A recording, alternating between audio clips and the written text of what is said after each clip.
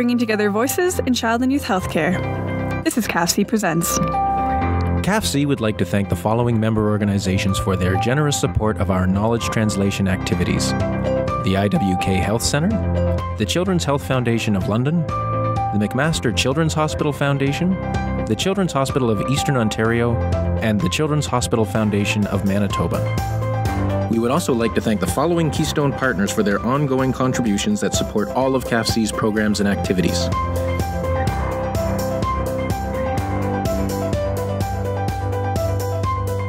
Welcome to today's episode of CAFC Presents. My name is Doug Maynard, and I'm the Associate Director at CAFC, the Canadian Association of Pediatric Health Centers. So today's webinar is titled Caregiving and Resilience, Supporting Youth in Adversity, in Transition, and in Community. And it's our pleasure again to welcome our colleagues from our colleagues who are from the Children and Youth in Challenging Contexts, the CYCC network. And for more information about them, you can always go to cyccnetwork.org and find lots of information about them. We have lots of other presentations that we've done with our colleagues from the CYCC network on our Knowledge Exchange network. So you can always search for CYCC there and find some of the other great information about children's mental health and some of the other topics that they've brought for us. So we're very excited to welcome back some familiar names to the panel, and we'll just go through our list of presenters here before we hand the virtual podium over.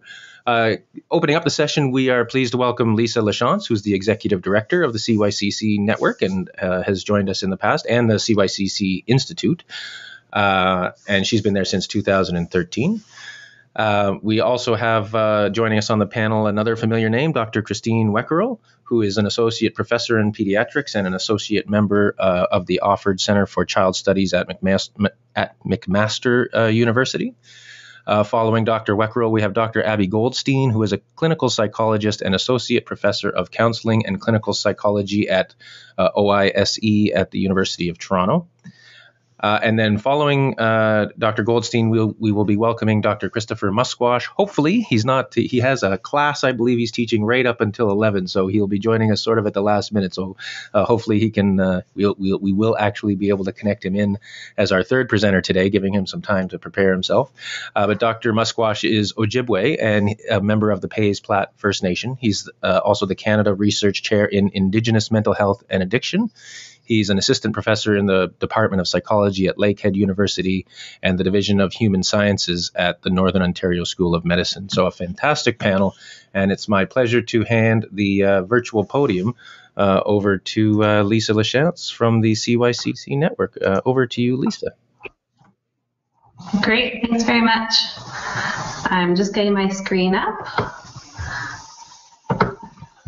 And we'll get started. So thank you very much for the introduction. The Children and Youth in Challenging Contexts Network brings together people and organizations who support the mental health and well-being of Canada's most vulnerable young people. We want to identify what works for these young people, capture, share, and help others use these promising practices. We're funded through the Network of Centers of Excellence in their Knowledge Mobilization program. So we are a knowledge mobilization network. We're based in Halifax at Dalhousie University. And we build on the work of three research groups: the Resilience Research Center, the Center for Foreign Policy Studies at Dalhousie, which includes the Lair Child Soldiers Initiative, and the IWK Children's Hospital Center for Research on Family Health. The leaders of these organizations came together and created this collaboration, recognizing that what works for youth at risk in one context can often be just as effective in other contexts, even if that match seems unlikely. And they wanted to overcome this disciplinary and sectoral isolation. So first, what do we mean by children and youth in challenging contexts? For us, we think of those young people who have been exposed to violence through war, displacement, in their families or communities, or amongst peers, such as in gangs. Our concept of vulnerable children includes those who are in alternative care, such as foster care and detention, who are working in exploitative situations, or who have been trafficked. And we also think of those who experience marginalization and oppression based on their identity or experience. So we're funded to do knowledge mobilization. And when we meet with our network members, who include researchers, community-based service providers, policy officials, and youth, and particularly with community-based service providers, I often ask, Who has used the results of a peer-reviewed journal article evidence published in the previous year in the work they've done with youth? And the result is usually silence. As I always say, you can hear the crickets. We want to find ways to get evidence into practice quicker. But that same group of people can probably all name the types of programs that they've seen work. Things like CBT, arts-based program, experiential learning, and they know it's often evidence-based, but there's also a strong instinct about what works. We want to learn from these too. We call this practice-based evidence. Phoenix Youth Services works with youth at risk of being homeless in Halifax. This is a picture of their community choir. In its fourth season, it provides opportunities for young people, staff, and community volunteers to come together over music and food. Young people have the chance to write songs, be soloists, and maybe for a rare occasion in life, shine in a performance. It has never been evaluated, and it's not really evidence-based. But we know it works, and it increases the resilience of these young people. We collect these local examples of promising practices too. One way that we bring this all together is through our knowledge synthesis reports. We have a methodology which brings together these various types of evidence. These reports are guided by colleagues that are usually comprised of one person who is a community-based service provider and an academic, and often youth serve as colleagues as well. And we bring all these people together along with others from across the sector in our Knowledge Mobilization Steering Committee. In 2013, we completed our first knowledge synthesis reports, focusing on promising practices to help young people who have been exposed to violence, using technology to provide support to children and youth in challenging contexts, and how to promote youth engagement in organizations that work with vulnerable youth. During the development of these reports, we work with network members to convene youth workshops and service provider roundtables to test out what we are finding and what we are producing. We want to make sure that what we offer people is useful. And we don't just leave those reports alone, but we mobilize them through summary versions, policy checklists like you see on your screen before you, and videos. In 2014, we looked at 4 new topics. What strategies exist to prevent violence towards children and youth in complex emergencies and disasters? What are the ethical approaches and issues in doing research and evaluation with children and youth in challenging contexts? Information seeking. So how do children and youth in challenging contexts access mental health information? And which pathways are likely to be most helpful? And finally, we looked at what kinds of support environments can be created by services and supports for children and youth with complex needs and who are multiple service users. So how else are we using a network to get the word out about what works for vulnerable young people? From the moment network members join, they start sharing their best practices in our online database. We've also supported our members in undertaking their own knowledge mobilization activities. And this can either be sort of coming out of a community-based organization or coming out of an academic researcher. To date, we've funded 15 knowledge mobilization innovation projects. The couple that you see here, we've done a number of different types of photo voice projects where researchers have taken their research results and worked with youth to have a discussion about those, and then that's captured in various different ways. We also supported follow-up to the project that you see on the lower part of your screen to convene a summit of youth and elders to look at the results of the work that identified techniques for gang prevention. One of the major challenges for community service providers is understanding if and how their programs work and improving that. So through our founding partner, the Resilience Research Center, we offer members a free evaluation tool basket, and we offer coaching too to our members to use it. It includes everything from how to make a logic model to RES 360, which is a measure of youth resiliency, developed by thousands of cases in the International Resiliency Project. We also try and live out the best practices we identify. We have a youth advisory committee that provides advice to the organization and to the board. And also this past summer launched their own project called the Mental Health Superheroes, where they invited youth to share their stories about what makes them resilient and what they have seen work for them in the mental health system. In 2013, we launched a series of regional events called Wisdom to Action. As we began as a network, while we built our online platform, we also heard that people want to connect face-to-face. They want to have contextualized regional information and best practices, and they wanted to be able to connect with regional experts. So we wanted to take our philosophy on the road. Wisdom to Action events have as their guiding goal to share stories, practices, and questions so we can support young people better.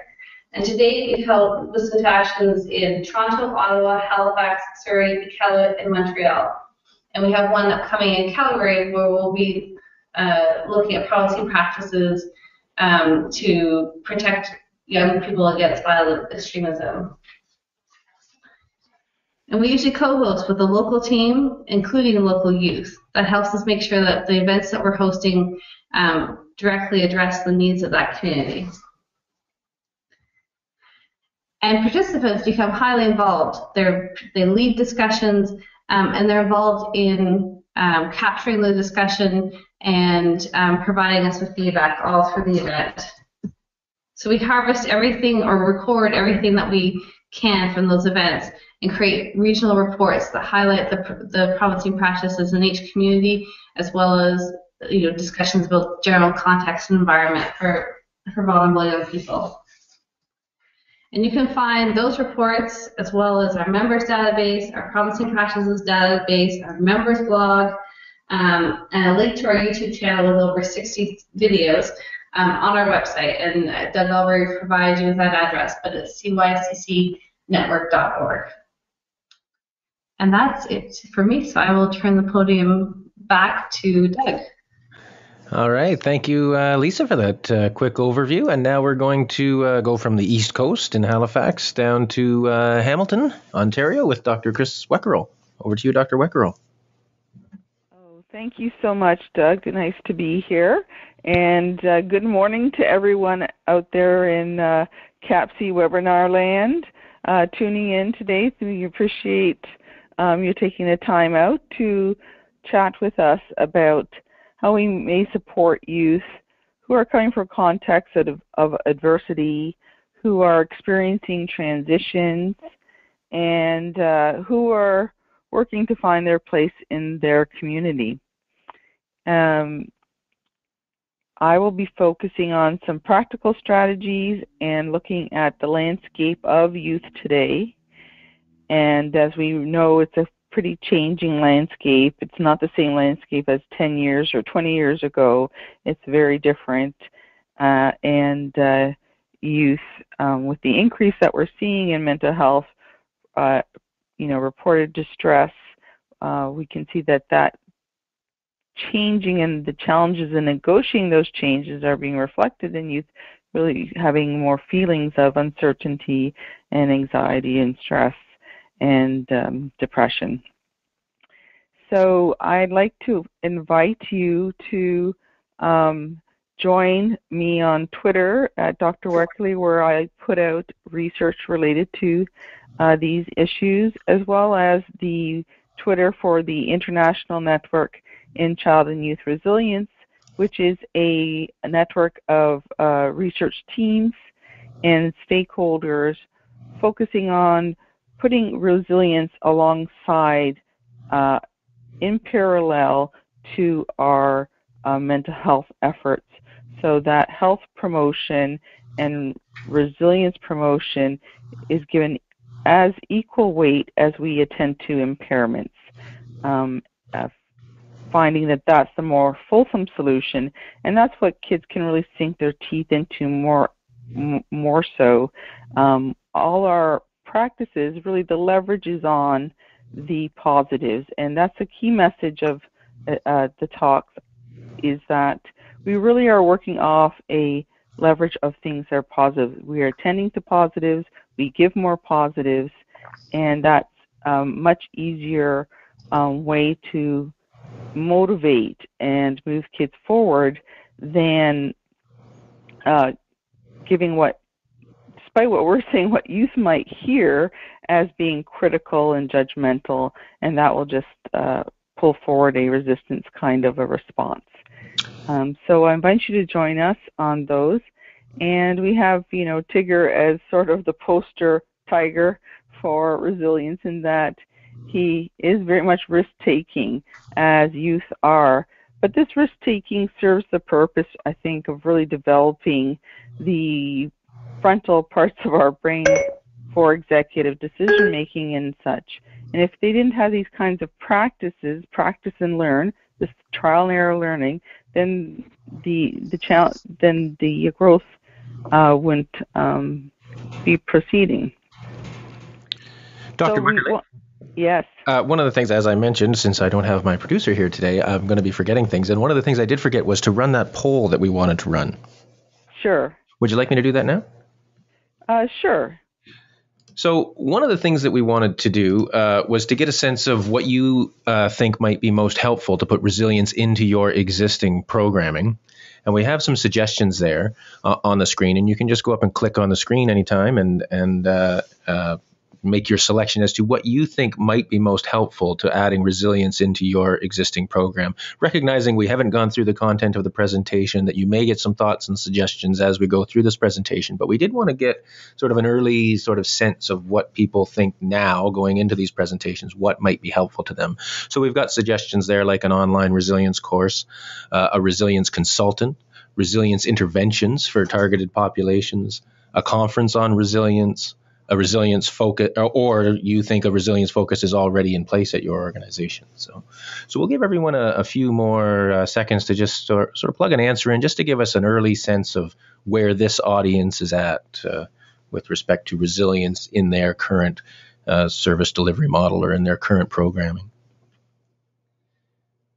And I think that most people will be positive on the concept of resilience, but it's maybe a challenge as to how you may bring some of those resilience strategies like mindfulness into your everyday practice, and how we might be able to share the tips for doing so as we talk along today.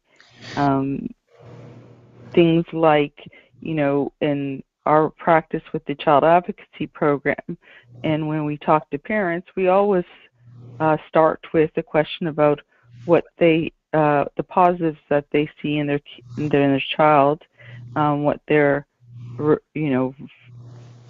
recognize as something the child does well. What are their strengths, any signature strengths, and that's something that gives a whole sort of another side to the discussion, and sets a context versus focusing on what's the problem behavior that you're most concerned about. As just a little example. Yeah. So the results are in, and I think not surprisingly, given my experience with this audience, is people are always looking for interventions, sort of those things that they can implement. And 49% of people said that resilience intervention for targeted populations would be most helpful for them. An online resilience course comes in at 20% of the audience is saying that would be helpful, 17% saying a conference on resilience, and 11% saying a resilience consultant, and then 3% saying they feel resilience is already in place at their organization. So, from that quick poll, and I really appreciate everyone chiming in on that, it does show that you feel you have room for resilience in your sites, and you have recognized that some of the specific strategies could come in the form of an intervention, and that is something that within a CIHR team grant I'm working on right now, is to look at those interventions to specific populations. So my message right now is stay tuned. In a year's time, in April 2016, we'll hold a conference where some of that intervention discussion will be unveiled at in McMaster University. The wanting to start, keep to our key message of positives first. There are good things that are going on for youth. They're volunteering in their communities. There's been a steady decrease over time in teen pregnancies. There's a decrease in high school dropout rate, teen mortality due to car accidents in terms of increased use of seatbelts, decreased drunk driving. More youth are going through high school substance-free, and in Ontario, about 3% of students are daily smokers, so the minority. And fewer teens are in juvenile detention and report that they've been in a fight in the past year. In terms of substance use in the U.S., you have a decrease overall in binge drinking. In Ontario, it'll be dependent on some of the grades. There is in the U.S. an increase in marijuana use. Again, in Ontario, there's an increase only in some of the grades, like I believe grade 12. The only substance to increase in Ontario over the CAMH's Ontario Student Drug Use and Health Survey study is over-the-counter cold and cough medicine. So in many ways, we want to be able to reflect back the things that are going well within an individual youth and with youth overall. And the importance for us to be mindful of resilience is that we really are being ethical in how we're preparing youth because of this landscapes changing, the work landscapes changing, that it is really resilience that will be a key variable in allowing that flexibility to adapt to environment and to have those strategies, to very practically, I have kids, and having my kids have in mind that they have a growth mindset and everything is just information to further refine their approach to things. So when they don't get a job or they got a low mark on something, that we do that kind of autopsy work afterwards, say, what went wrong, what went right, and identify the resources. You go to the teacher, you get asked for feedback, and then it becomes a whole different kind of a feel for my kids in terms of how they approach it, so that they're not they don't practice reactive distress or reactive anxiety or just recently one of my kids didn't experience success in this kind of ongoing job series of interviews for 2 days and felt like they didn't want to go for day 3, and then we had a discussion around you can't be predictor of the future, and so you should give that a shot and finish it out and take it all as learning. And that kind of a discussion helped them to go to the 3rd day, and in fact on the 3rd day they did meet with success. So just the whole mindset and approach that we provide, the context, the mental context that we provide for youth is so important. And it is almost a kind of buffer, armor, whichever, to handle these kinds of things that, the negatives are going to be unpredictable. And it's best to have a steady state of response, a package of responses, a package of practical strategies to be able to pull out in a given context. So just to sort of reiterate, the resilience is really about adaptation to increase functionality and your own development. And there are different types of resilience when you have, for example, trauma in the experience set, whether that's loss of parents or child maltreatment or extreme poverty, whichever. And some kids do very well. They seem to be unaffected by that adversity, or they are resistant to the negative impacts. Some show recovery, so they have a dip in functioning, but they'll recover back up.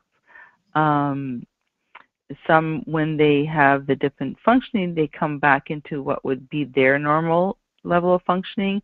And some take these kinds of experience and can really transform them into growth, that kind of what doesn't kill you makes you stronger, so that they actually are able to find silver linings and advance and enhance. And in other situations, resilience is more hidden. It's not that obvious because maybe they're acting out aggressively, but we really do need to look and look again and try to find those resilience pieces. There is a course in resilience for free on Coursera right now. There's also a course. There's also a course going on now on positive psychology. So I would just advise people to tune into Coursera.org and find what courses make sense to you. One resilience concept is mattering, and I think this is one we all can easily get, that if there's one person that really provides to you that sense of importance, that you are important to them, you're valued, you're lovable, you're interesting, you're deserving of attention, then that is an important thing. And as the caseworker or professional working with the youth, I think some of those things happen. I can give you an example from our work with child welfare youth. We noticed that on the assessment package, they were often getting their birth date inaccurate. And so we followed up with a question around, well, what was your best birthday or would be your best birthday? And in our sampling of the group of youth, very few youth were able to talk about their best birthday that they already had, because it hadn't been a great environment that they grew up with, or there were circumstances where negative things happened on their birthday. But they showed their resilience by kind of thinking forward and saying they thought that their 16th birthday or their 18th birthday would be great, and they had some ideas about it. So they were prepared to take some ownership and make their birthday great, but it was interesting that they couldn't articulate a previous birthday. So things like that, recognizing people's birthdays or recognizing certain events are so easy for us to do. And, it's really just a note. And it's one of those sort of, resilience will have a lot of small practical strategies, not only bigger efforts like teaching mindfulness or encouraging youth to engage in yoga, for instance. So we find that mattering does, in fact, matter. In terms of the new realities, we are aware of sexting, and now the Ontario government has released that they will be having sex education that covers sexting.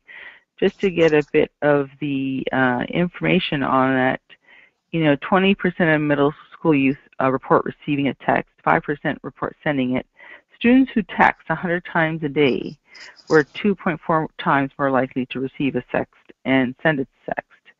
And that behavior is involved with early sexual involvement and unprotected sex. So that sexting is actually, and social media use, is something that should be discussed in the context of working with youth, to just understand what is their social media landscape. You wouldn't know if they're being bullied online if you didn't ask the question. So it's about making sure we're asking those questions. And there's some interesting analyses where they take keywords and they do this, of thousands and thousands upon thousands of people. They see how they cluster together for genders, for instance. And they have found interesting relationships, so that females talk, their words are a lot about relationships, like boyfriend, and they use very expressive words like so, with lots of O's. And the males, a lot of their words are really about particular behaviors and activities like sex. And what they did find is that those social social connections, when those were mentioned, was also correlated with emotional stability, and that's in a PLOS One article, which is a free access, open access article. And my slides will be up for people to reference. So that one of the things I mentioned, mindfulness, is really a research-based skill that can be practiced in a number of ways, not just having some time to practice deep breathing and engage in that soothing in a set sort of 5 minutes a day, but also to remind yourselves to take 3 deep breaths across the day, and just having that practice of slowing down allows you to make more planful decision making rather than less thought out sorts of decision making. It transfers into things like eating, mindful eating, to be really aware of what you're eating, to really tune into the senses and things like that. So mindfulness is one of those strategies that are one that we can have in the day-to-day basis. And the message really is that resilience is an everyday practice, and that our resilience goals is to have a system in balance, to really look at things like nutrition and sports participation, as these things have been shown to have positive effects. And a real critical issue is to tackle the sleep issue with youth, because youth may be getting to habits of sleep procrastination, and we know sleep deprivation throws everything off. And sleep hygiene, those tips of how to go to bed and to ease into sleep, are well known and work. And in our study, we found that 60% of the child welfare youth reported having difficulties falling asleep was their main issue, taking 2 hours or more to fall asleep. So that's, mindful breathing before falling asleep might be useful, but tackling the sleep is a really big issue. Healthy coping in terms of the emotion regulation is another target, and that we find gender differences in that females are generally going to be less likely to be impacted by impulsive aggression and sensation seeking, that's looking for a thrill, and any kind of repetitive actions are going to be soothing. There is a recent 2 days ago report on the neuroscience of gaming, and gaming, we know evidence-wise, does have positive effects.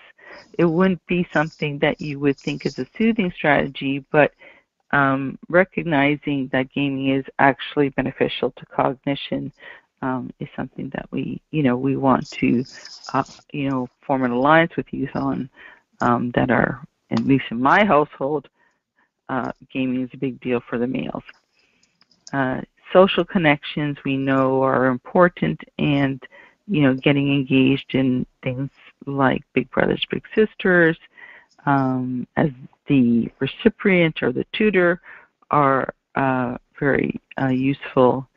And paying attention to motivation for things, and I think Abby might talk about this a bit more, that there is evidence in a program by Patricia Conrad and Sherry Stewart. It's a 2-day intervention in schools that works through, in a CBT fashion, thinking skills.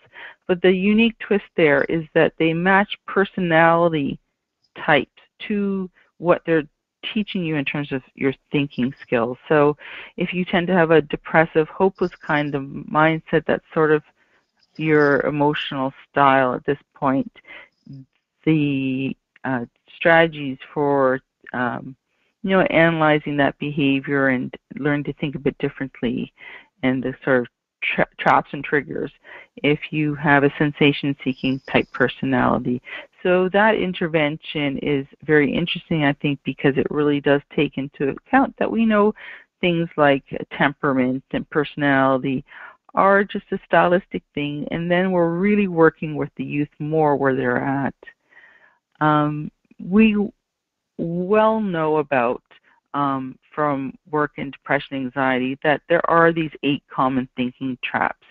And the example I had given before, where my son was willing to do two days of something, but it wasn't successful, and he wanted to bail on the 3rd day, that was an error in sort of overgeneralizing, imagining that you've had a repeated bad event, it will just keep repeating. And really, we have to have that scientist mindset, saying we're not future predictors, otherwise we'd all be buying successful lottery tickets. And so that we're taking a scientist approach of trial and error and experimentation, trying something new in the environment and looking for the data and feedback. And the kind of antidote to those errors are what we might call the 3 C's, checking your thinking for common holes, whether this was, is this reality or is this my projection of what reality might be? Collecting evidence, being that scientist, making sure you're in possession of all the facts, checking in with other people to get some of those facts, and then finally to challenge your original thoughts. Is it true that the 3rd day in this work thing will be a bomb, or is it possible that it may not be a bomb? So as an overall thing in terms of how we approach problem solving, to recognize what's going on, to allow the experience to be there, so that we're talking about not wanting to escape, avoid, and to investigate, to do your scientific inquiry with kindness, especially towards yourself. In developing self-compassion is always very important. And then we don't identify with this experience. And I think this is a real tricky point for youth, that they and the experience are one, rather than saying this is an experience outside me, something that I'm experiencing, but I continue to exist as the good person that I am regardless of this experience. As I mentioned, part of what we're finding is impulsivity being that middle bridge or mediator variable for a number of things like substance abuse and other things. And using those 3 C's and teaching you you may have to pause. Be prepared to pause and not jump into a reaction. And it's okay to pause. It's okay to stop and think before you give an answer to a question. One of the areas we have started to look at is youth suicidality. So I invite you to look at this YouTube clip on suicide prevention, and it provides some resilience tips. So before that, I'm just going to say there's this interesting study again on PLOS One. They experimentally showed people different types of environmental visuals and asked them to problem solve, and the natural environment, getting out, having those natural scenes, had the most thoughtful decision making, the least impulsive decision making. So it says something about connecting to nature and being mindful of what's in your environment. So the new theory of well-being is really about positive emotion engaging, positive relations, finding meaning in the things you do, and really celebrating your accomplishments and the accomplishments of others. So accepting positives for yourself and giving out positives. So I'm going to wrap up here and say thank you. We have this conference coming up, and I look forward to any questions, comments. All right. Thank you, Dr. Weckerle. We don't have any questions yet, but that is my opportunity to remind our audience to type those questions in as they think of them. So now we're going to go sort of down the 403, I guess it would be, from Hamilton to Toronto to Dr. Goldstein at the University of Toronto. So over to you, Abby. Great. Thank you. I'm pleased to be here, and thank you, Doug and Chris, for the introduction, and Chris for getting us started. So today I'm going to talk about transitional age youth in particular, and I'll talk about resilience factors, but also focusing a bit on supporting parents as they attempt to support traditional age youth as well. I wanted to start with a quote. This is from Diana Baumrind, who was a psychologist who spent her career researching parenting styles. And she said this about young adulthood, that successful stage transition resulting in a more differentiated and integrated level of adaptation in young adulthood can occur only through personal commitment to courses of thought and action that depart from early, more stable and secure patterns. And I highlighted this part because I think it's particularly important when we think about relationships, that there needs to be accommodation by parents and other significant adults to the changing status of the child.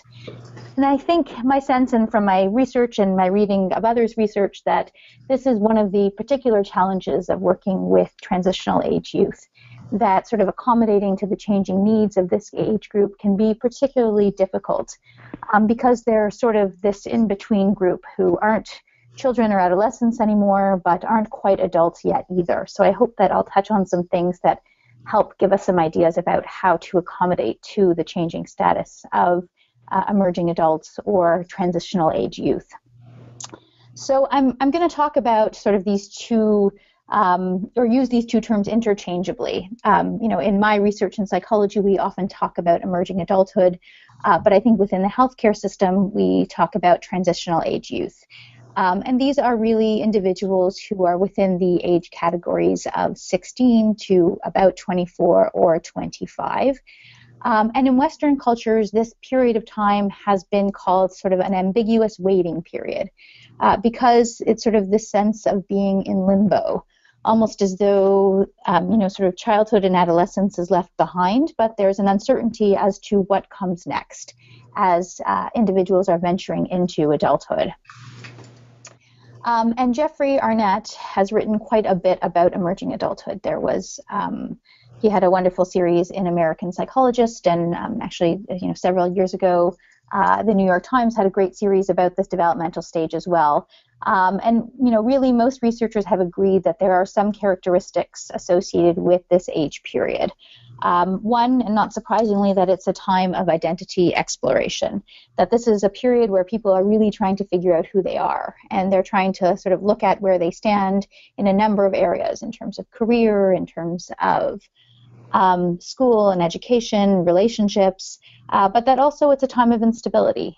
Now we find more than ever that emerging adults are moving in and out of different places of residence. For those who have the ability to move back in with parents, a lot of them are doing that. So, we sort of talk about boomerang children who leave home for a period of time but then come back during this stage of development. It's also a period of time where there's a lot of focus on the self, on self-development, on understanding oneself better. And as I mentioned, there's this feeling of being in between adolescence and adulthood. But there's also a lot of optimism associated with this period. Arnett talks a lot about the idea that people in this age are really optimistic about what the future holds for them and excited about the possibilities of what they can go forward to. And I think as we think about resilience, that's something we can really capitalize on. That thinking about adulthood as being something that's, in the imminent future, and being optimistic about what the possibilities are for that period of time allows us really to help clients in terms of working with their strengths and begin to sort of have that optimism be part of the realistic steps that they take. I'm just going to touch on this slide, but just to note that, why we started talking about emerging adulthood in the first place is that, a very small percentage of people who are between this age of 18 to 25 actually consider themselves adults. And there's been a lot more attention to this stage of development in the past few decades because there have been these demographic shifts that has resulted in some delay of sort of typical adult milestones. So individuals are getting married later, their careers are starting later, or they're switching jobs a few times before they find a stable career. People are living at home longer, and they're deferring having children for these reasons as well. There are also some important cognitive transitions that happen during this time. And these cognitive transitions are really important in terms of thinking about strengths and resilience. So a lot of good things are happening to the brain as people are moving from adolescence to emerging adulthood. It's a period of time where people have more capacity for thinking abstractly. There's a shift in terms of thinking about things in a framework of right versus wrong to a greater appreciation for the fact that there can be multiple points of view, that people, that there is diverse ways of looking at things, and there's an appreciation that there might be more than one right answer to problems. Relationships are also changing. So whereas relationships in adolescence might be more instrumental in emerging adulthood, individuals are more likely to operate from principles like the golden rule in relationships. They're also more likely to have complex relationships that oftentimes involve mutuality, but also intimacy and loyalty become significant aspects of good relationships during this period of time. There's also shifts as far as how people experience emotions. So Chris talked about the issues around emotion regulation that are important in thinking about adolescence.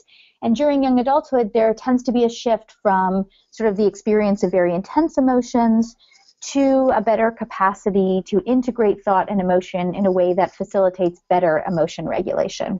And there's also a shift from sensation seeking. So adolescence is really a period of heightened risk, and there tends to be more impulsivity associated with adolescence.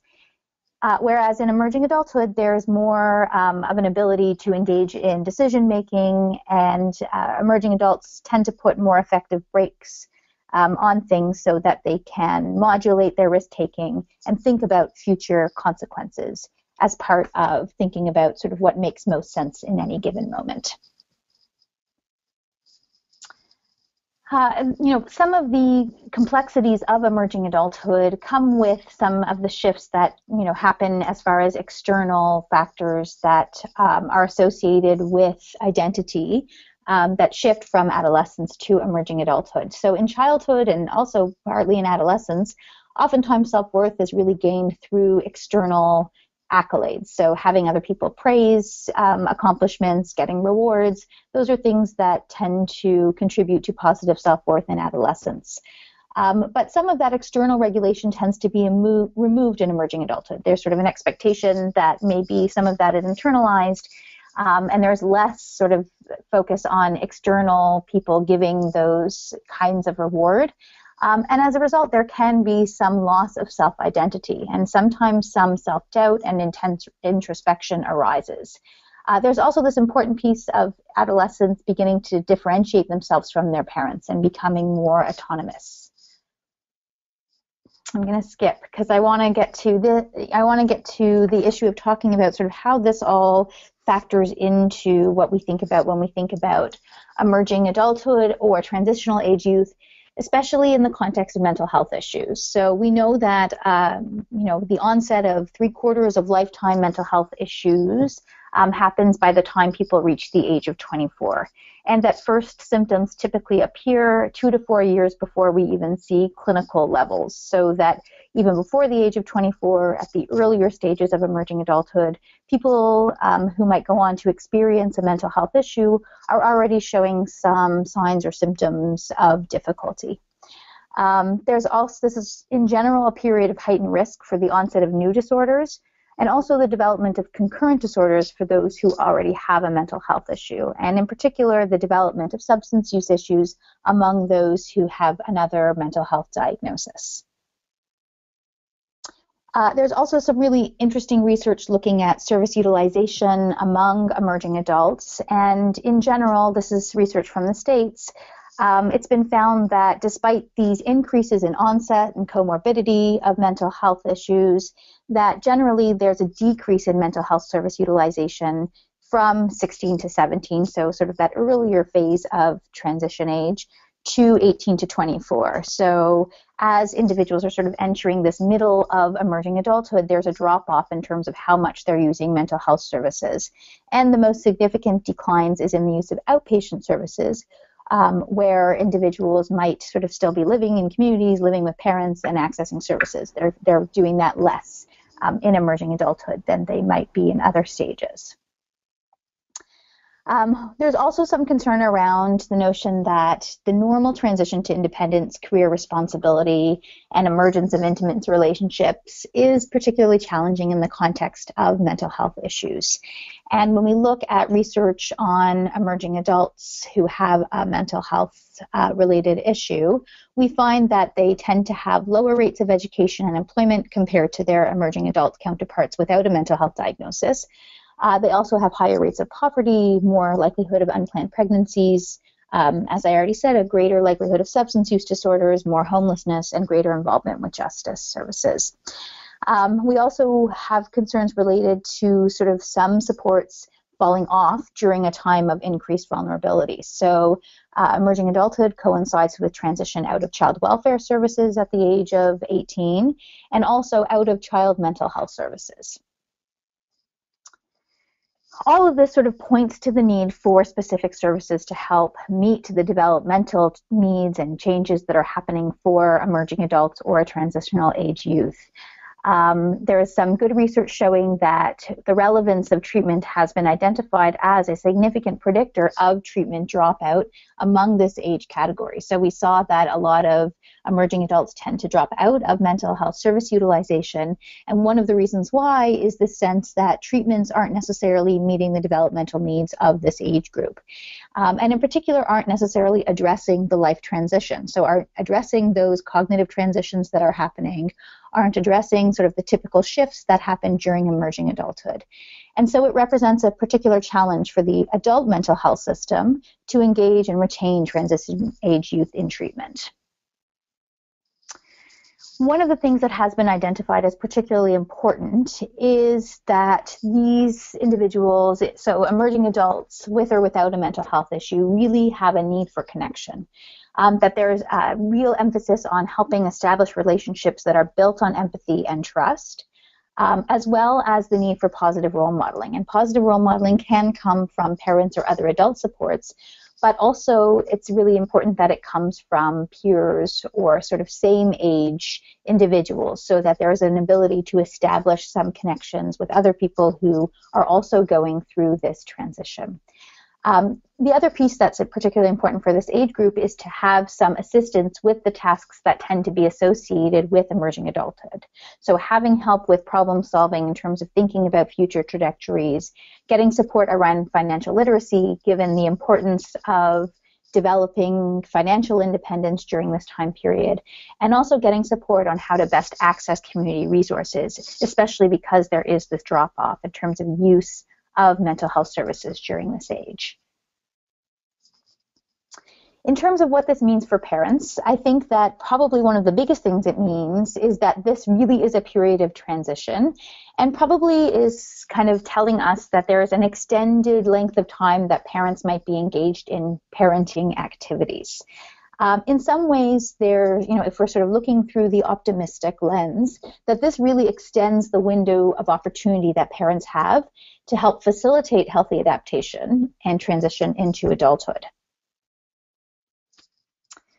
When research has looked at parents, and this is sort of a really new area and there isn't a lot of research out there, but when they've been asked about what they need, parents want to help their children navigate this period.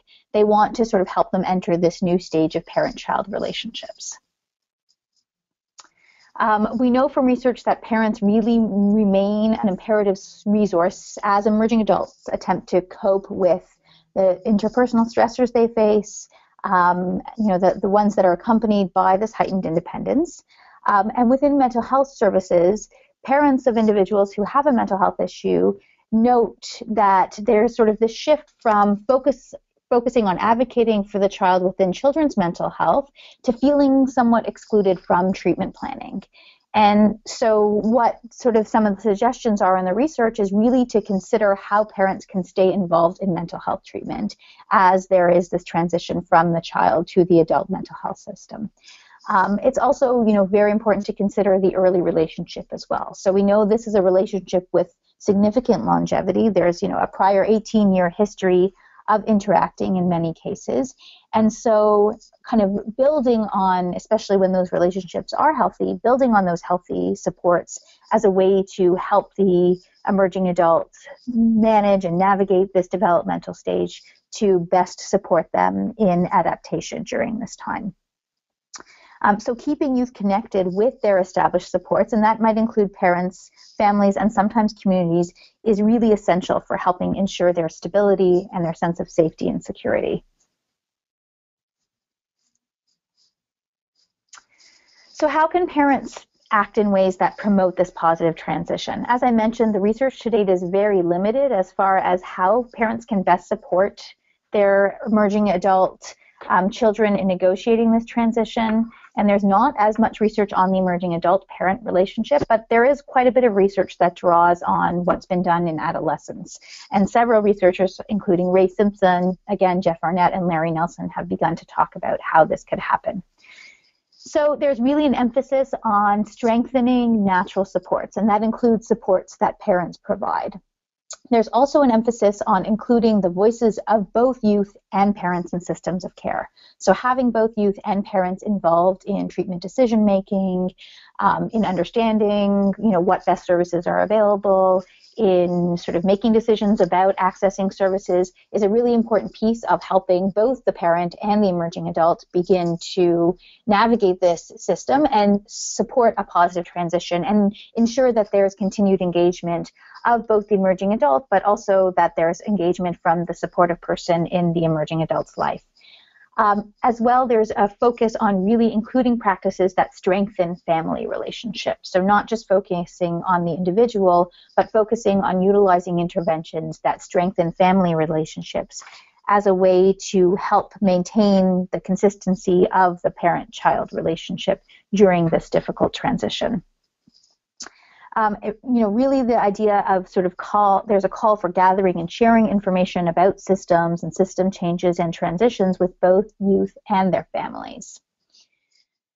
The tricky thing is that it's really an adaptive dance between closeness and autonomy, and that's what distinguishes this period of time from other periods of development. And there's a real need to adjust parental support when children traverse from adolescence to emerging adults.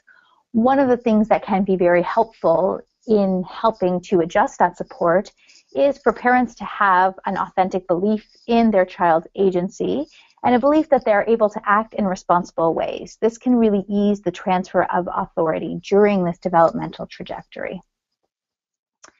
As far as promoting resilience, really the idea is to start early, but even when there have been difficulties at various periods of development, to offer second chances.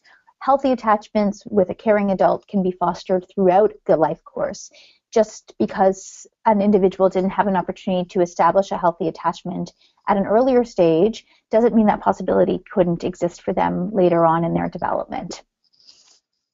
And what can be helpful for adults in fostering these healthy attachments is to give parents or other significant people in the emerging or transitional age youth life ways to kind of foster that attachment. One, by communicating with their transitional age youth or emerging adult in a way that avoids blame or criticism.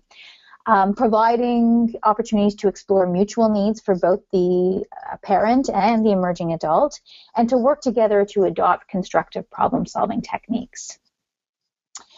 One of the areas where I think we have a lot to learn from is motivational interviewing. And motivational interviewing is very much a strengths-based approach to working with individuals. And it focuses specifically on individuals who are ambivalent about change. But I think that ambivalence can come about even in thinking about some of the difficulties engaging emerging adults in treatments. So providing support to emerging adults as they begin to sort of question whether or not they want to continue to be involved in mental health services or make decisions about accessing treatments. And providing support to parents can be done by giving them some tools that are consistent with motivational interviewing. Sort of reminding them that at the core of good communication is always a good relationship.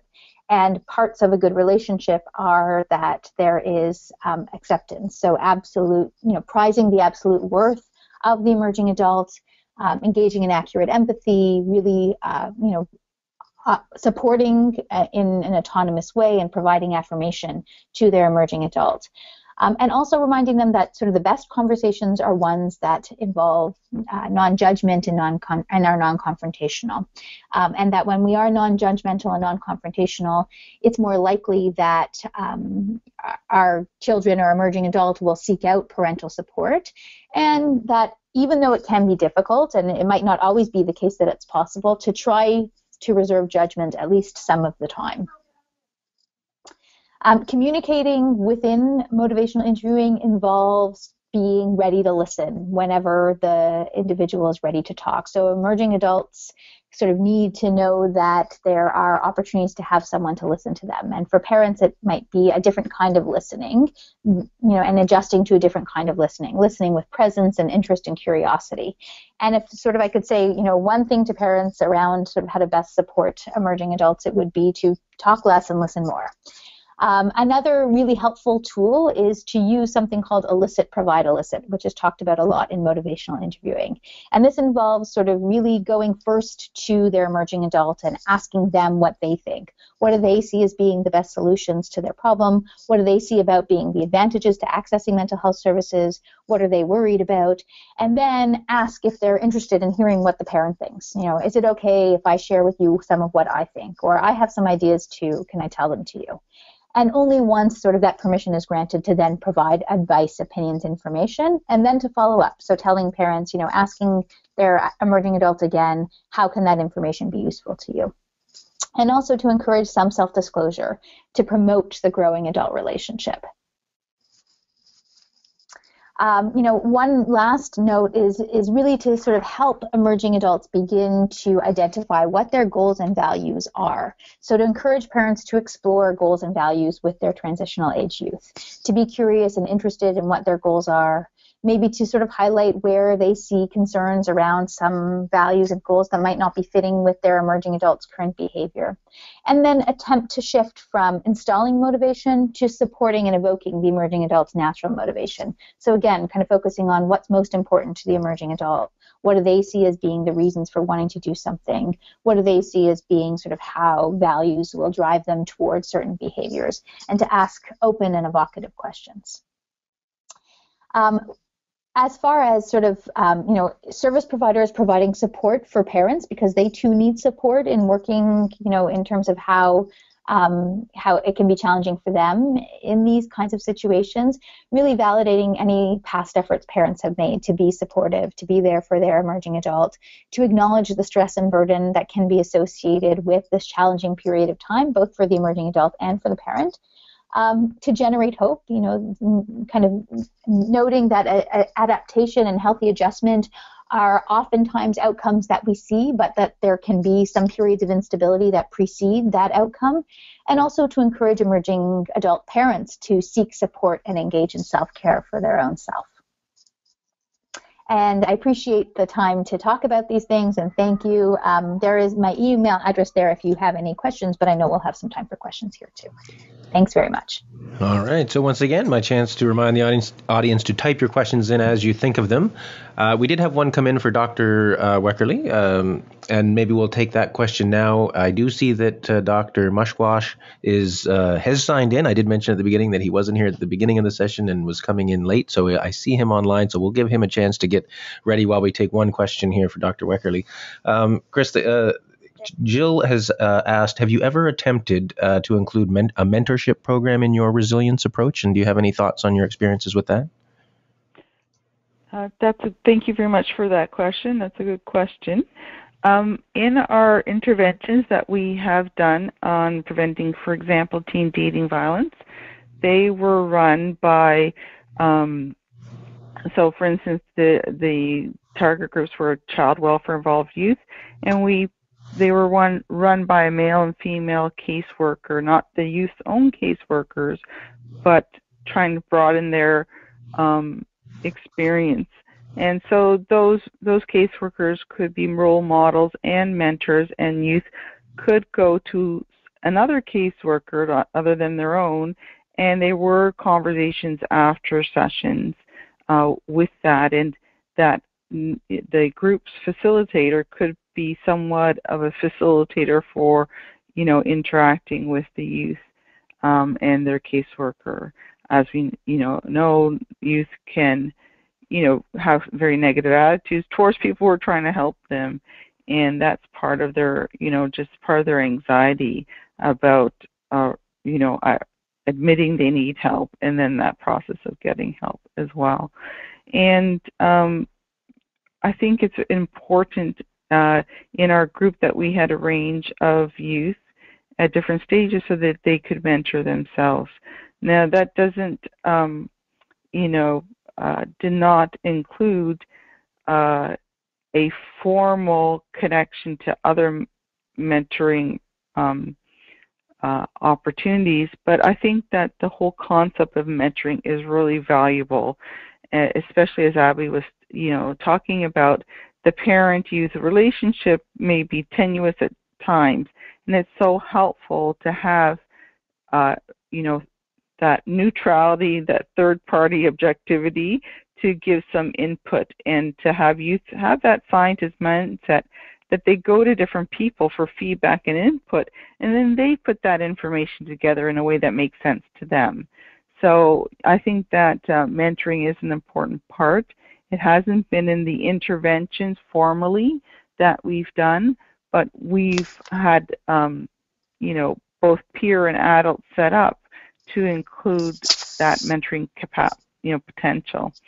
But I think that whenever you're in a situation of providing a service, as connections are so important as a resilience feature, really doing a scan of that youth environment and identifying those sources of positive relationship with adults and peers that can form some mentoring, and seeing how else you might bring some of that in is a really important practical strategy in approaching, on a case-by-case basis. Thank you very much. And I think we'll go on to Dr. Mushquash. There were a couple other questions that did come in. We'll take those at the end when we sort of have the more full discussion with our whole panel. So hopefully we'll cross our fingers and that we can see his screen, that hopefully we can actually hear his voice as well. Over to you, Dr. Mushquash. All right. Well, thank you. Can you hear me? Yes, we can. You sound great. All right. All right. Good. So yeah, sorry I'm a few moments late, but thanks for your flexibility. I guess we go till about 12:30 this webinar. Yeah. Okay, great. Sorry. And we've done an introduction so people know who I am, or should I do that as well? We had an introduction, but say what you like. Okay, all right.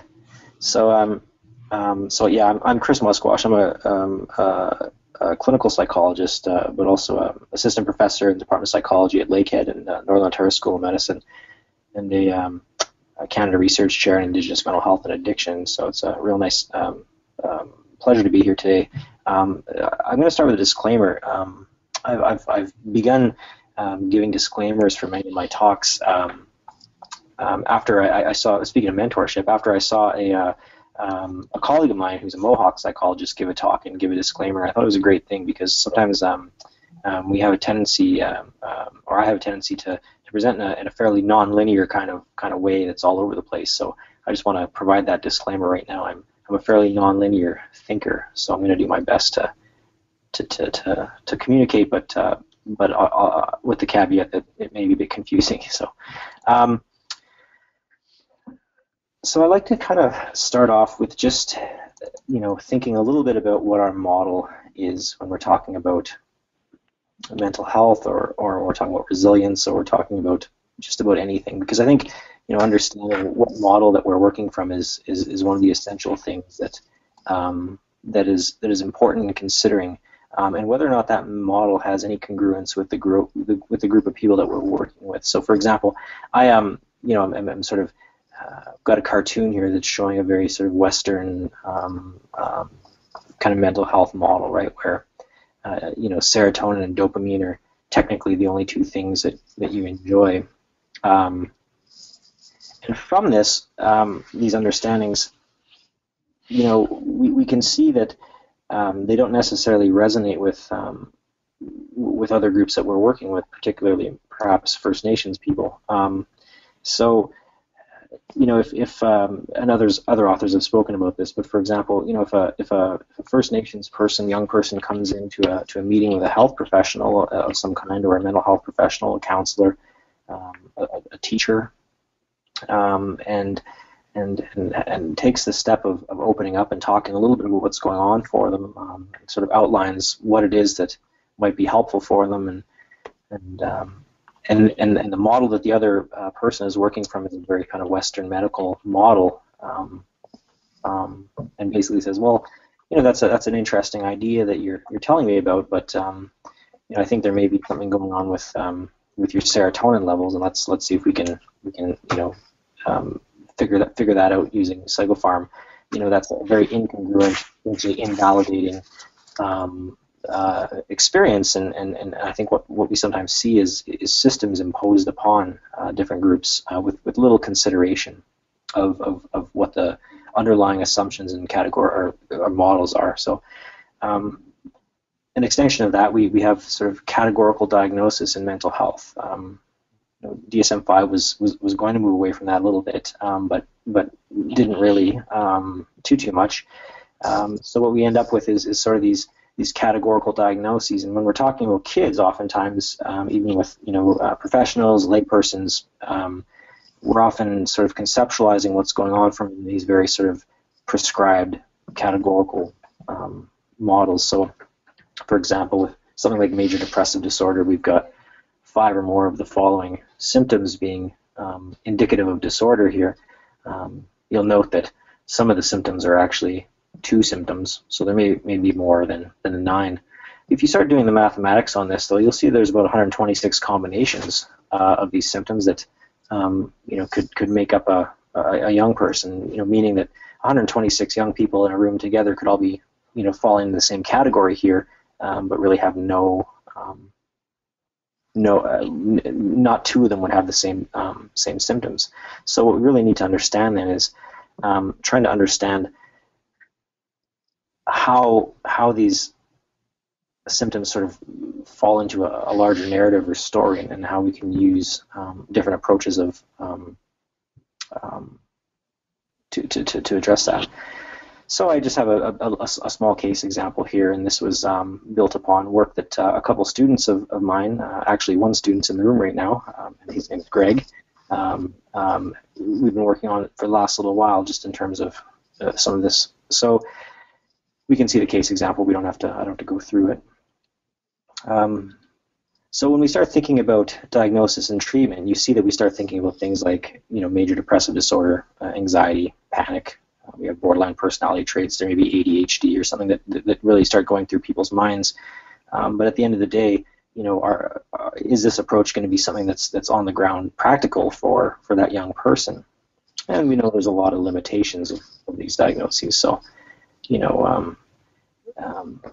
meta-analyses from the U.S. showing that primary care practitioners are found to correctly identify depression about 47% of the time, which is just a little worse than a coin flip.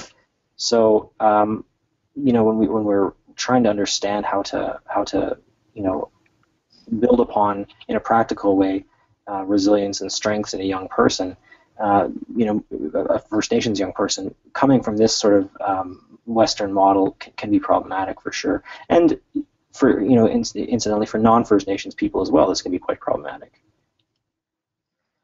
But why am I talking about this in the first place? Well, the main question is who are the people that the treatment literature is built upon? It's certainly not First Nations young people, and what we know now is that Western approaches have largely been insufficient. That broad conceptualizations in mental health are more congruent to more holistic understandings that may be held in the communities or with the young people that we're working with. So the Aboriginal Healing Foundation really suggested a very sort of people-centered, people-directed approaches that includes grassroots philosophies where we recognize that individuals and communities are both determinative, and we structure everything around that when it comes to development, implementation, evaluation, and supporting services. Diagnosis as well has been described as a naming ceremony. sometimes facetiously as a Western naming ceremony. And has parallels to naming ceremonies in some First Nations, right? So it's given by, diagnosis is typically given by a person who occupies a position of power, provides identity, it imbues, this identity, it sort of gives a framework for how to behave or what can be expected of somebody or what others can expect from them. It can be transformative. Whereas in traditional First Nation ceremonies, naming ceremonies, the name is very much comes from a place of strength and comes from and imbues identity within the context of a community and the role that that person's going to hold in that community as they develop. Further, traditionally, that name then and the community provided a framework for the development of that. So you had a whole bunch of people who all knew who this young person was and what their traditional name was and how they could help that person negotiate and navigate development in a way that was bringing them in line with what they were meant to maybe do. As well, there's multiple pathways to symptom presentation. So, when we're talking about something like awareness and use of emotions in relationships, social communication, value of intimate connections, progressive autonomy, the capacity to negotiate relationships with empathy and compassion, you could almost be talking about a pervasive developmental disorder or a trauma pathway to social emotional development. So sometimes the reliability and validity of using these kind of diagnostic labels, and as you further grow it in different cultures, becomes undermined. Assessment process may be viewed as discordant with cultural values. As I was saying, oftentimes we're looking at affirming the gifts of an individual. We accept differences, allow growth before making categorical attributions. And I think one of the things that you sometimes see is over and under identification of First Nations young people within services that may or may not be useful for them.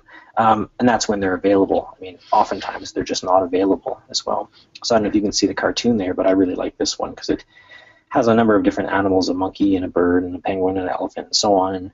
And the assessor is saying for a fair assessment, everyone has to climb the tree, which clearly there's very, very different expectations among each of the different animals represented there as to whether or not they can do a task like that. Any kind of treatment or intervention, of course, has to reflect cultural understandings and conceptualizations. And I think, it's incumbent upon us to select good evidence-based approaches that are congruent with cultural values, because not all evidence-based approaches are. They also have to reflect development, cognitive ability, language ability, etc., from a more, culture-based understanding of what those things might be. So, different cultures have different expectations of young people at different ages. And if we're sort of imagining that's all the same for all kids, then we're potentially doing a disservice or providing something that's incongruent with the understandings of the group that we're working with. Context is another important conceptual point to address here. We're often talking about culture, and when sometimes people are talking about context, so with respect to First Nations people, we may have cultural values of, say, in some areas, some people's collectivism and holism, holistic, conceptualizations and healing methods, which are all sort of culture-based, but within the context, the context being something different. So, for example, a colonial sort of history, assimilation policy, abject poverty, rural remoteness are all sort of contexts in which people often find themselves. So I think that when we're really talking about addressing things practically, we need to understand both the culture and the context and how those things overlap and what's what, because culture isn't context and context isn't culture necessarily. So culture, is important in at least three ways, right? How the client understands themselves in relation to their culture, which might be described as identity, how the client perceives their culture in relation to broader society, and how that culture is actually perceived by broader society. And that last part is one thing that we don't talk about too much, but it sort of is that kind of the tensions that we see sometimes racially between groups. All of these things are, of course, affecting young people. one of the things I always say for a practical strategy in working with First Nations is it sort of becomes incumbent upon the provider to learn as much as we can about the history of First Nations people in Canada, because it's one thing that we don't really talk about too much in Canadian education systems. And to get a sense of sort of what's happened, I presented a few example documents here. I think that it's essential that those working with Indigenous young people should do something like this. Spend some time in this. With respect to selecting congruent kind of intervention approaches or programming approaches, ones that build upon values and teachings from Indigenous groups that we may be working with are probably of more use. So, for example, some groups in Canada, including some Ojibway groups, have the 7 sacred teachings of love, respect, courage, honesty, wisdom, humility, and truth. And these are guiding teachings by which people aspire and endeavor to live their lives. And we know we can build upon and we can understand these teachings as they guide us through different therapeutic kind of skills. So unconditional positive regard, honoring clients and their stories, seeing things from a client's point of view versus feeling sorry, so the empathy versus sympathy distinction, sort of having the courage, being that advocate in the system for people, being honest with ourselves and our clients, particularly where we don't know something. It's okay not to know, honoring different knowledges, so recognizing that cognitive behavioral therapy has a place, but it may not be necessarily the most useful thing in the moment for that young person, when there may be very, very useful traditional approaches for helping children develop skills and resilience and identity. Being humble, of course, this is in a sort of Western academic sense. We come from very hierarchical kind of arrangements, and recognizing that these things, these are systems that are imposed on others. Is an important consideration. Of course, being truthful when we can be, which should be all the time. Of course, understanding the issues in the young people's life, understanding the solutions they want, the goals they would like to achieve, and the resources they feel they can draw upon, which of course is sort of almost a sort of definition of resilience. Recognizing that someone has an inherent kind of strength, recognizing that they have the ability to bring that to an issue that they're presenting upon, and carrying that out. But as well, getting a sense of deficits, barriers, limitations. But I think that capacity for wellness and resilience is the essential piece. Just a final note, as we're kind of running out of time, I wanted to just mention that even thinking a little bit differently about how we talk about things like cultural competence can be really important, right? Cultural competence, if we really think about what it is, I think that most of us would come to the conclusion that we have no idea what it means. But I think what we could do is shuffle our language a little bit and talk about things like being clinically competent to provide culturally appropriate services. Now, it takes a lot more to say that, but if we're thinking about particular strategies and skills that somebody would need to be clinically competent to practice, to provide culturally appropriate services to a group, now we can begin identifying what those things are. And the means by which we go about identifying some of those things would be in having clear and honest partnerships with Indigenous groups and care providers to sort of find out how we can do that in a way that is most useful and congruent with culture and cultural understanding. So anyway, that was a very, very quick talk, but I have my email there, and I'm happy to take questions or have longer conversations with people if they wish later. Thank you. All right. Thank you very much, Dr. Mushquash. So as he said, any questions, feel free to start typing them in. We did have a question, or sort of a question / more of a comment come in from Lucinda when Dr. Goldstein was presenting on the issues around transition. And Lucinda says, is the flaw really that we have only 2 contexts of care, being pediatric and then on the other side of the gulf, adult? She says, I see a need for respectful, respected, and respectable acceptable level of care actually named transition. In the meantime, why not care for youth in their transition years longer in the pediatric world so as to lessen the turmoil and risk to the youth in expecting them to cope with too much all at once? The guidelines for practice currently undergoing refreshing addresses readiness so that youth are not ushered into adult care until they meet the guideline measures as agreed between family, practitioners, and the youth themselves. Parental relationship during this time she calls supported independence, which actually is always healthy between parent and offspring, no matter what age. So, any thoughts around that? I mean, I think it's a really good point. And I mean, Chris just recently brought my attention to the Mental Health or the Mental Health Commission just put out a document around guidelines for emerging adulthood in particular. And I think that there's sort of a shift that's happening as far as, what is this age of development and how can we best meet their needs.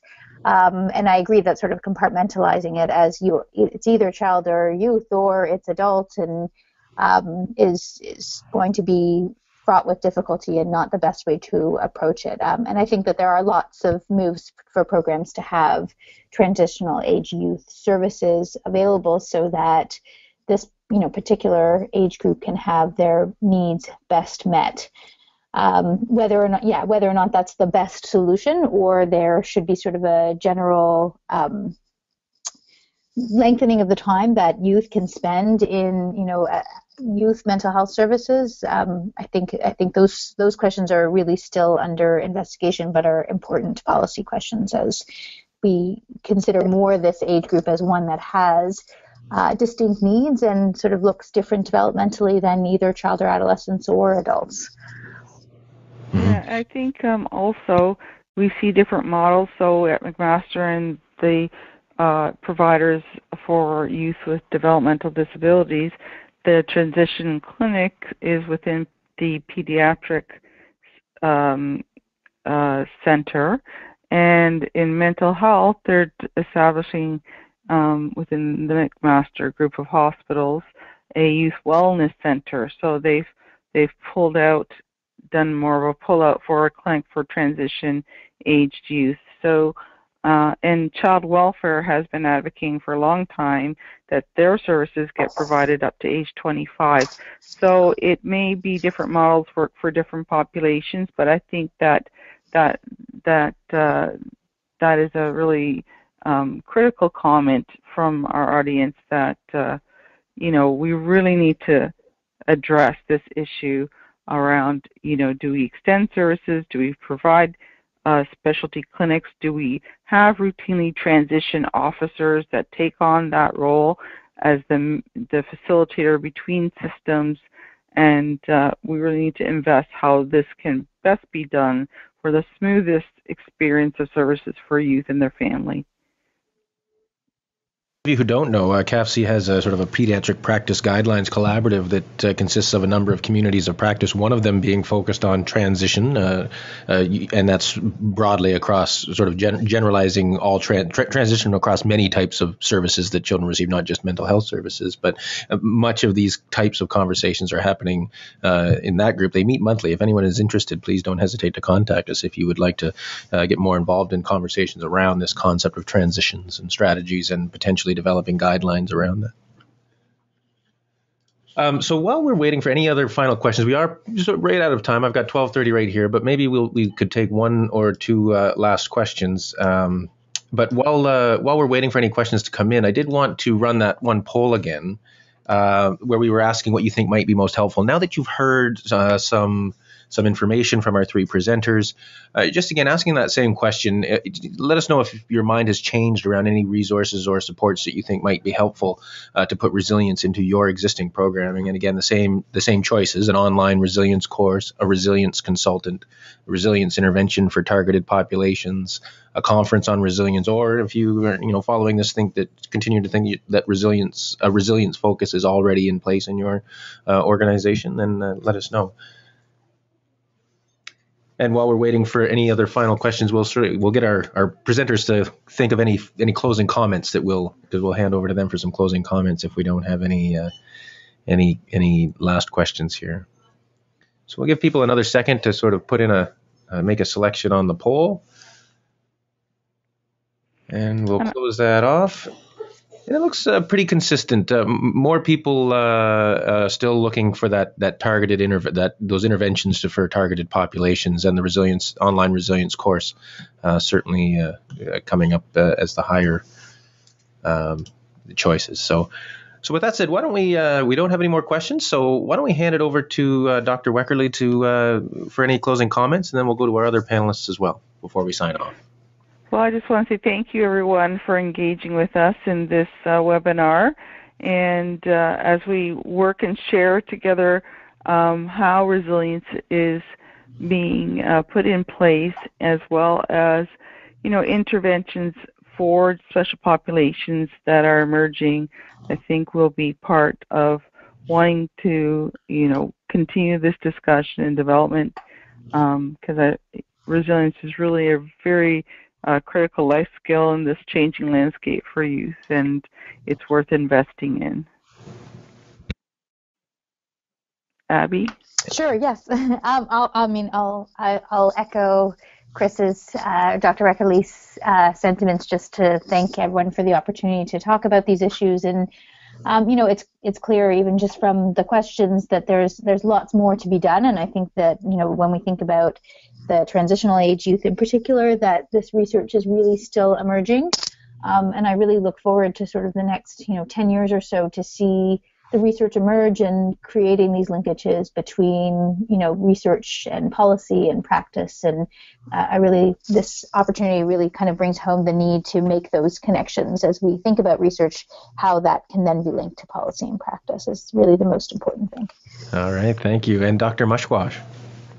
Yes, likewise. Thanks to everybody for spending some time with us. And I think, if I could summarize sort of the things I was talking about in a sentence, and just to sort of question the conceptual models that we're working from and our understandings, and recognize, of course, that there are culture-based approaches and that can be used to and expertise within communities that can help to partner with and collaborate in addressing some of these issues in certain groups. And thanks again. I really enjoyed it. Especially for coming in late and still managing to pull off a great presentation without much preparation time. So that was fantastic. And all three of you, great job. I mean, those concepts of cultural competence and for First Nations cultures and others, transitions, etc. Certainly the hot topics for all of our members across the CAFC network. So I think it was some great information that was of much value to our members. So thanks to our presenters. It was really, really a great presentation. And thanks to our audience for joining us this week. We do our webinars every Wednesday at 11 a.m. Eastern Time, and it's always great if you can watch live, as those questions and comments really enrich the discussion. But if you can't watch live, I do have the Knowledge Exchange Network page up on the screen, and we do record these sessions and post them there, as well as we did have a few questions and requests for the PowerPoint slides. And if the presenters are able to make those available to us, then we will post those up on that page as well. We do have a great lineup of webinars also coming up for the next week, or the next few weeks. Next week we have Jeanette McDougall and Patricia Baldwin bringing us quality of life for youth with chronic health conditions, learning from youth and parents' perspectives. And we'll be hearing the results of a recent research study that they published not too many weeks ago. That report came out. And on March 11th, we'll be welcoming back again some colleagues from the CIHR network to talk about supportive environments for youth with complex needs. And that will be bringing some of the content from one of their knowledge synthesis reports, as well as some other information from the CIHR network. And following that, we'll be welcoming back our colleagues from the Pediatric Chairs of Canada with another two-part series focused on social pediatrics. And we'll be welcoming Sick Kids' Dr. Dennis Daneman and Alberta Children's Hospital's Dr. Jim Kellner, who are the past and current chairs to be and they'll be joining me to facilitate a couple of great panels over the next couple of weeks, covering a wide range of topics related to social pediatrics. So keep an eye out for more specific information that will be posted very soon. So lots of great stuff coming. And thanks for joining us today, and hopefully we'll see you back next week. So thanks, everyone. Bye. Stay safe. Bye. Enjoy. Thanks.